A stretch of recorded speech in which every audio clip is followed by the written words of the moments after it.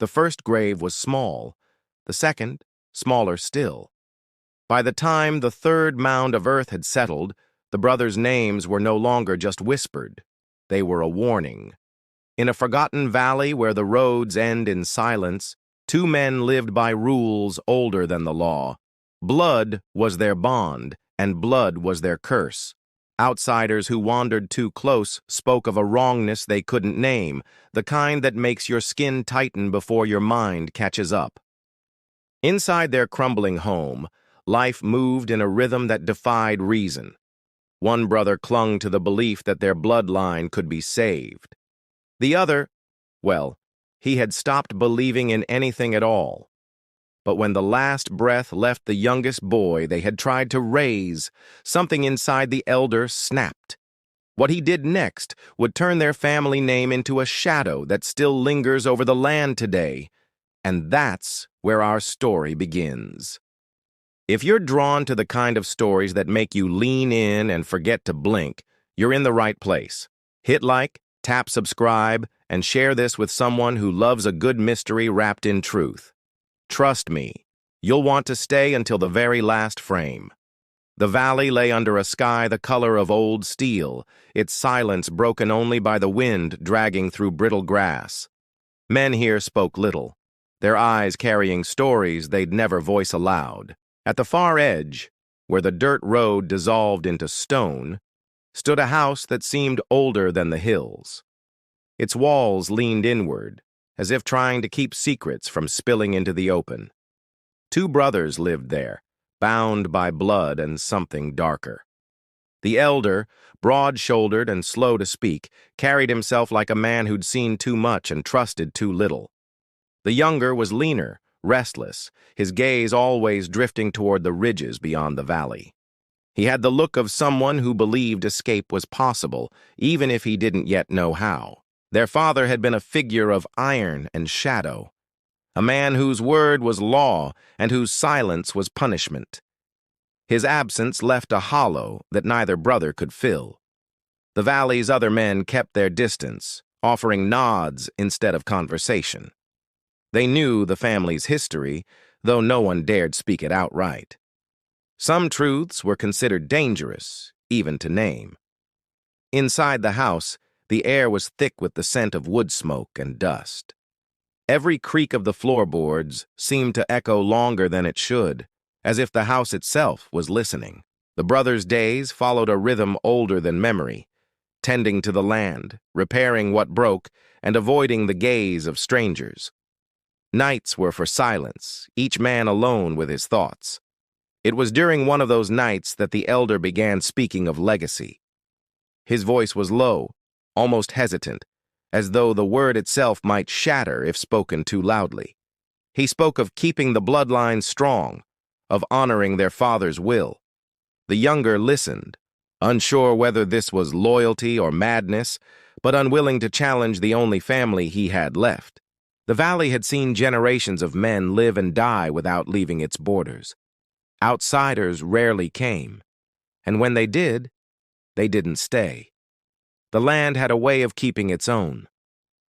One winter, a boy arrived, not by choice, but by circumstance. His presence was meant to be a new beginning, though in the brothers' world, beginnings often carried the weight of endings. The elder took to the boy with a stern kind of care, teaching him the ways of the land. The younger tried to offer warmth, though his own doubts gnawed at him. But the valley's silence has a way of pressing down on the spirit. The boy's laughter grew rare, replaced by the hollow stare of someone who'd begun to understand the rules here.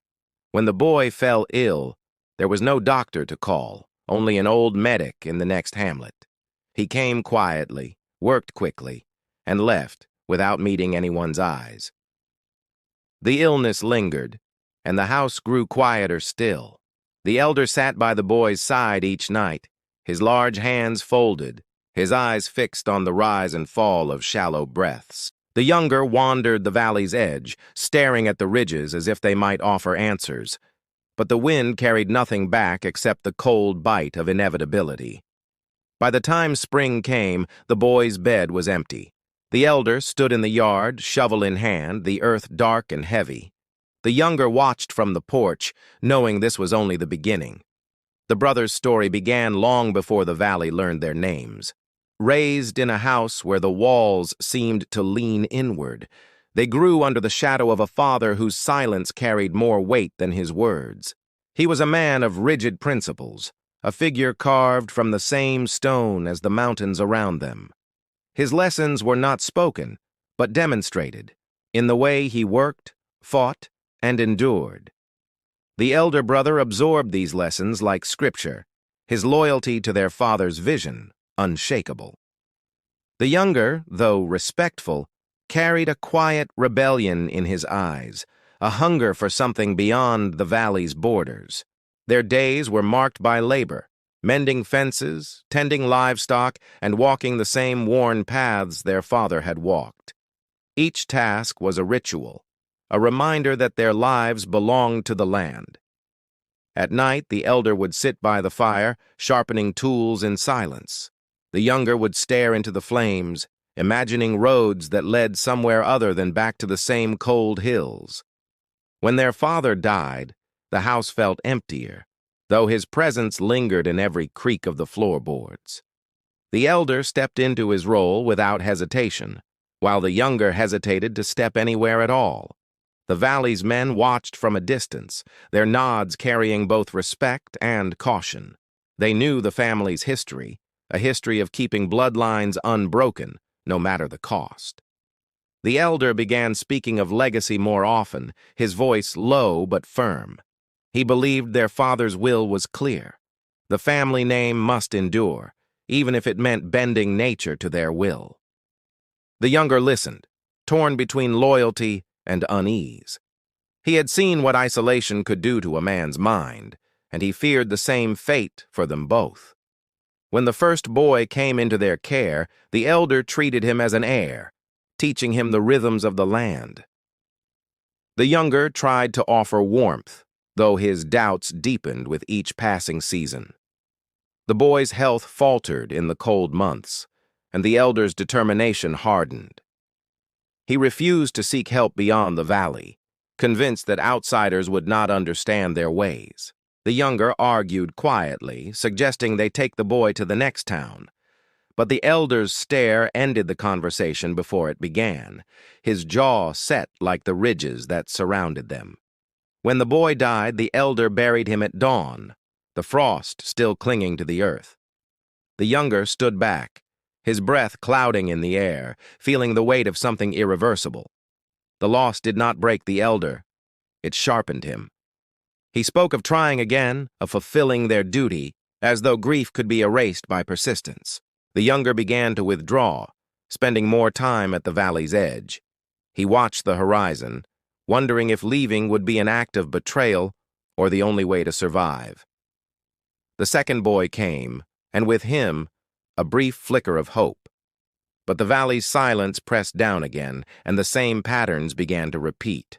By the time the second grave was dug, the younger knew the cycle would not end on its own. The elder's resolve had become a cage, and the valley itself was the lock. And yet, he stayed. Because leaving meant abandoning the only family he had left, and because some bonds, no matter how heavy, are impossible to break without breaking yourself.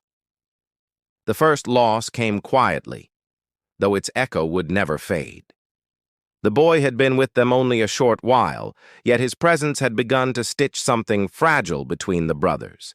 He was small, with quick hands and a cautious smile, the kind that appeared only after long silences.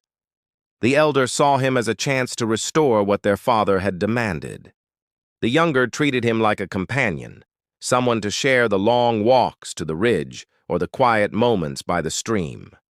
In those days, the valley felt almost forgiving. Winter arrived early that year, the wind cutting sharper than memory. The boy's cough began as a whisper, barely noticed at first, until it deepened into something that rattled the walls at night. The elder insisted it was nothing, that the boy would grow stronger through hardship. The younger's eyes told a different story, though he kept his words locked behind clenched teeth. Days blurred into one another, the boy's energy fading like the light in the short afternoons. The elder stayed close, tending the fire, offering broth, speaking in low tones meant to reassure. The younger made trips to the hamlet's medic, a quiet man with weathered hands. He returned with herbs and instructions, but the illness clung stubbornly, as if the valley itself refused to let go.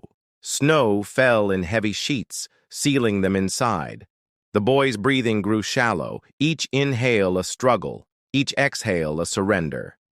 The elder sat beside him unmoving, as though sheer presence could hold him here. One night, the younger woke to silence. Not the peaceful kind, but the kind that follows an ending. He found the elder still seated, his gaze fixed on the still form. They buried him before dawn, the frost biting at their fingers. The elder's shovel struck the earth with a rhythm that felt both mechanical and desperate, as though digging could somehow undo what had happened. The younger stood back, his breath clouding in the cold air, watching the mound rise. He wanted to speak, to name the grief, but the words froze before they reached his tongue. In the days that followed, the house seemed to shrink. The elder moved through it like a shadow, his eyes harder, his voice quieter, his resolve somehow sharper than before. He began speaking again of legacy, of trying once more. The younger listened, his chest tight, knowing that the first loss had not been a warning to the elder, only a challenge.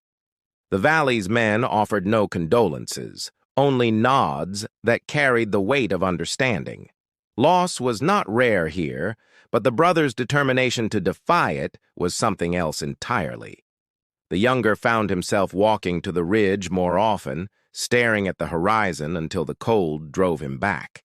He wondered if the boy had ever imagined leaving, or if he'd known he couldn't.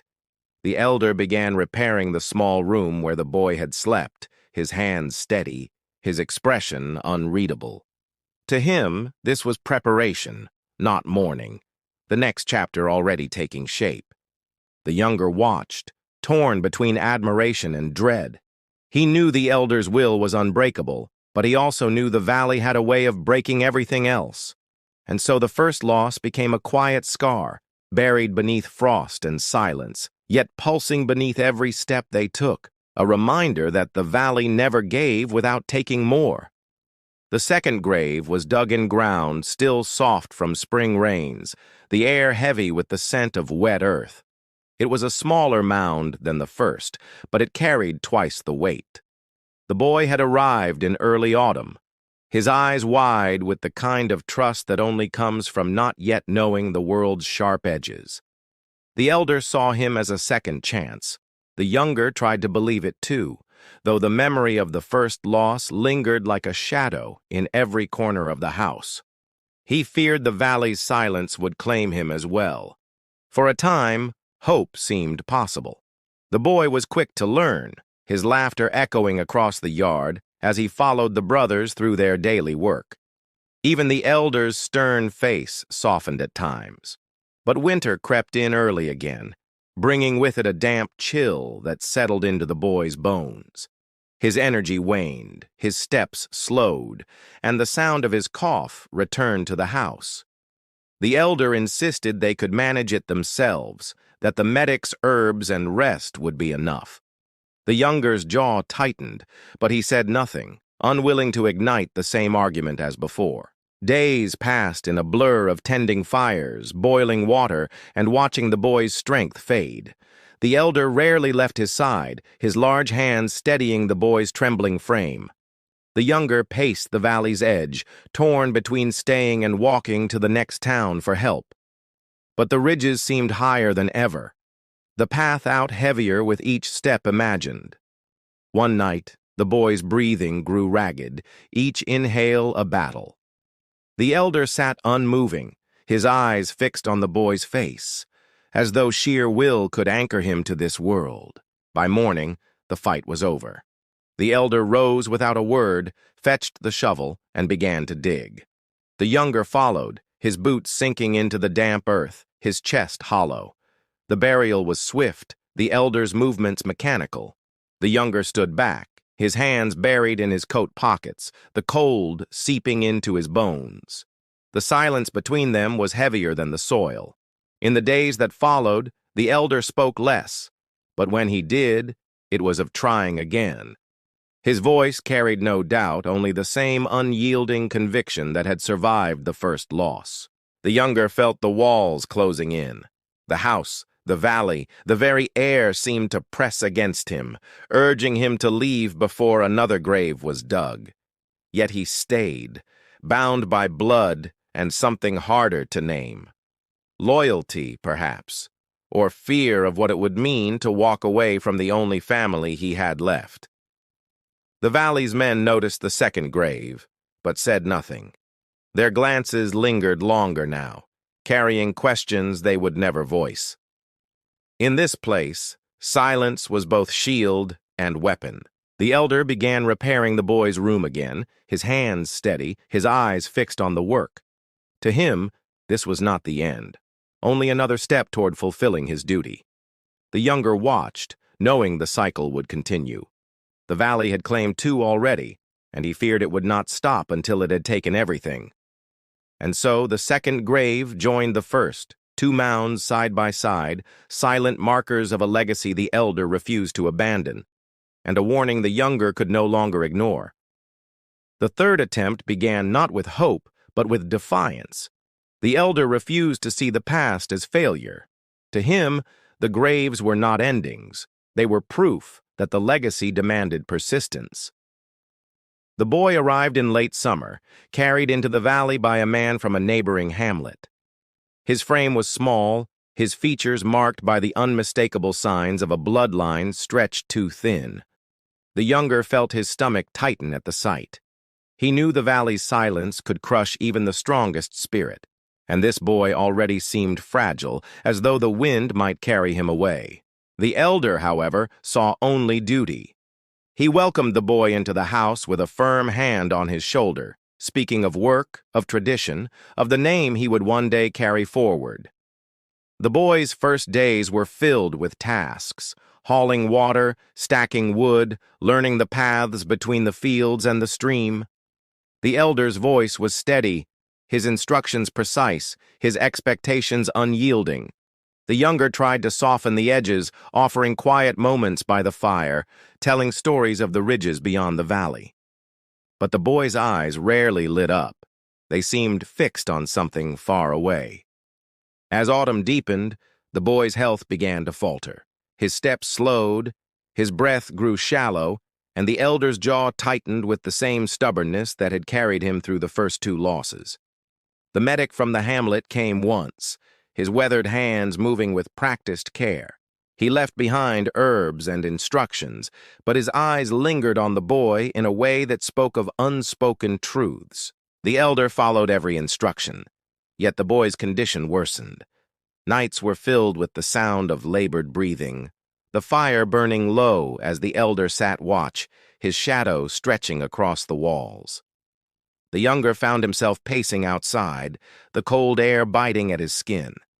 He thought of leaving, of carrying the boy to the next town, but the ridges loomed like sentinels, daring him to try. One night the boy's breathing stopped. The elder did not move at first, as though waiting for the chest to rise again. When it didn't, he stood, fetched the shovel, and walked into the dark. The burial was done under a sky without stars. The elder's movements were slow but deliberate, each shovelful of earth falling with a sound that seemed to echo far beyond the valley. The younger stood apart, his breath clouding in the cold, his hands clenched. He wanted to speak, to break the silence, but the weight of 3 graves pressed the words back down his throat. In the days that followed, the elder spoke little. When he did, it was not of trying again, but of the land, the fences, the work that still needed doing. His voice carried no hope, only endurance. The younger noticed the change, the absence of talk about legacy, the way the elder's eyes no longer lingered on the small room at the end of the hall. Something had shifted. though he couldn't name it. The valley's men avoided the house now, their nods replaced by sidelong glances. 3 graves were too many, even here. The silence around the brothers had grown heavier, almost tangible. The elder worked from dawn until the light faded, his hands raw, his back bent. The younger followed, not out of agreement, but because leaving felt like tearing away a part of himself. And so the 3rd grave joined the others. 3 mounds in a row, each one a marker of defiance, of loss, and of a legacy that had finally run out of time. The 3 graves stood in a crooked line, their mounds softened by wind and rain. Grass had begun to grow over them, but the weight they carried could not be hidden by time. The elder visited them each morning, his boots leaving the same path through the dew. He never spoke there, never lingered long, but his shoulders seemed heavier when he walked back to the house. The younger kept his distance. He would glance toward the graves from the ridge, the sight pulling at him like a rope he both wanted and feared to cut. The valley had grown quieter since the 3rd burial. Men still passed by on the road, but their eyes slid away from the house as though looking too long might invite misfortune. Inside, the air was different. The elder no longer spoke of legacy or duty. His words were few, his movements deliberate, his focus fixed on the work that kept his hands from idling. The younger noticed the change but did not name it. Some truths in the valley were like stones buried deep. Digging them up only risked breaking something that could not be mended. The small room at the end of the hall remained untouched. The elder kept the door closed, the key hanging on a nail by the kitchen, its metal dulled by years of handling. The younger sometimes stood outside that door, listening to the silence inside. It was a silence different from the rest of the house, heavier as if the air itself remembered. Seasons turned, and the valley's rhythm continued. Fences needed mending, fields needed tending, and the brothers moved through their days like men bound to a clock no one else could hear. The graves weathered each season, their edges softening, their markers leaning. The elder repaired them when needed, his hands steady, his expression unreadable, as though the act was simply another chore. The younger began to walk farther from the house, tracing the ridges until the valley spread out below him. From up there, the graves were invisible, swallowed by distance and the curve of the land. He wondered if leaving would erase them from his mind, or if they would follow him, 3 silent shapes in the corner of every new horizon. The elder never asked where he went. Perhaps he knew. Perhaps he understood that the younger's wandering was not about escape, but about finding a place where the silence didn't feel so heavy. The valley's men still nodded when they passed, but their glances carried something else now. Not just caution, but a kind of respect for the endurance it took to remain. One evening, the brothers stood together on the porch, watching the sun sink behind the ridges. The elder's voice broke the quiet, low and rough. "We keep going. That's all there is." The younger nodded, though he wasn't sure if it was agreement or surrender. In the valley, those 2 things often looked the same. The graves remained, the house stood, and the brothers endured. The legacy was no longer about bloodlines or names. It was about surviving the silence and carrying it without letting it crush them. And in that, the valley had its answer. Some stories do not end with triumph or ruin, but with 2 men standing side by side, still here when everything else has gone.